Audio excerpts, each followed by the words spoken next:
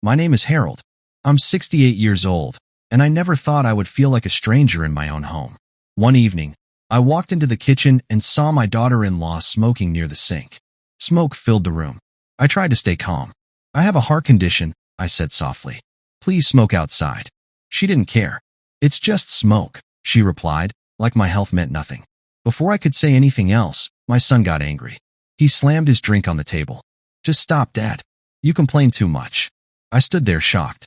This was the same son I raised alone after his mother passed away. Then suddenly, he pushed me.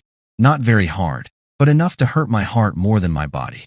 His wife laughed and said, "Maybe it's time you leave this house." At that moment, something inside me changed. I didn't argue. I didn't shout.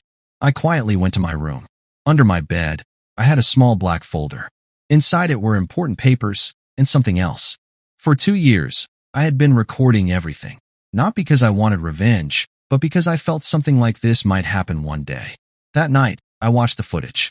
It showed everything clearly, my son raising his hand and his wife smiling. I closed the laptop and made my decision. The next morning, I went to my lawyer. I placed the documents on his table and said, "It's time to take my house back." You see, the house was never in my son's name. It was always mine. My late wife made sure of that before she passed away. I just never used that power until now. 2 days later, a legal notice arrived at the house. My son looked confused. "What is this?" I calmly replied, "It means you have to leave." His wife got angry. "You promised this house." I shook my head. "No, I gave you a place to live. That's different." For the first time, they had no answer.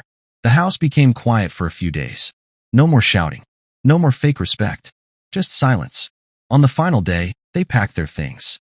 My son stood at the door and looked at me. "Do you hate me?" he asked. I looked at him and said, "No, I hate what you became." He didn't say anything else. He just left, and the door closed. After they were gone, I sat in the living room. For the first time in years, I felt peace.